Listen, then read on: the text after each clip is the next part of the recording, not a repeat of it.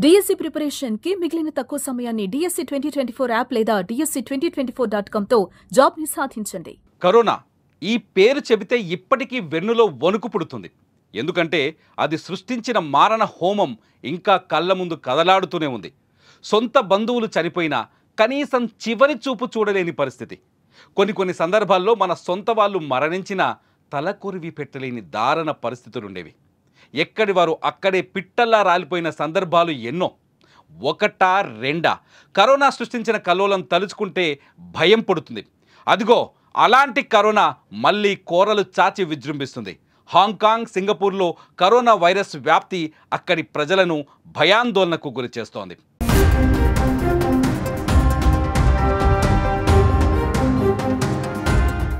ఆసియాలో మళ్ళీ corona wave మొదలైంది. సూచనలు కనబడుతున్నాయి.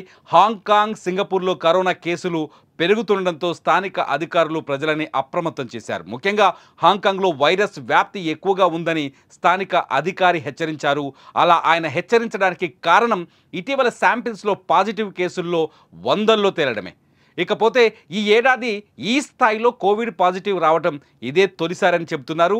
మే 3తో ముగిసిన వారంలో 31 కోవిడ్ మరణాలు నమోదయ్యాయని, ఈ ఏడాది ఇదే గరిష్ట సంఖ్య అని అధికారులు తెలిపారు.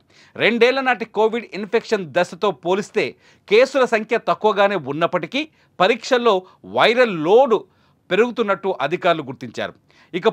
ఇక పొరుగున ఉన్న సింగపూర్లో కోవిడ్ కేసులు పెరుగుతుండటంతో అధికారులు అప్రమత్తమయ్యారు. దాదాపు ఏడాది తరువాత అక్కడి ఆరోగ్య శాఖ కేసుల సంఖ్యను తాజాగా వెల్లడించింది.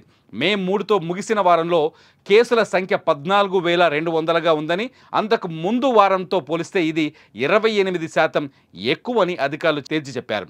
దీనికి తోడు ఆసుపత్రుల్లో చేరుతున్న వారి సంఖ్య కూడా 30% పెరిగిందని చెప్పుకొచ్చారు. జనాభాలో తగ్గుతున్న ఇమ్యూనిటీ కారణంగా కేసుల సంఖ్య పెరుగుతూ ఉండొచ్చని అధికారులు అనుమానిస్తున్నారు.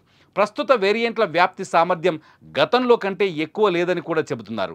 వ్యాధి తీవ్రత కూడా మునుపటిలాగానే ఉందని వివరించారు. దీంతో ప్రజలు అప్రమత్తంగా ఉండాలని అధికారులు సూచిస్తున్నారు.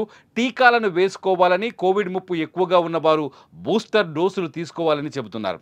సాధారణంగా శ్వాసకోశ సంబంధిత తీవ్రత చలికాలంలో ఎక్కువగా ఉంటే కోవిడ్ మాత్రం ఎండాకాలంలో కూడా కనిపిస్తుండడంతో అధికారులు అలర్ట్ అయ్యారు.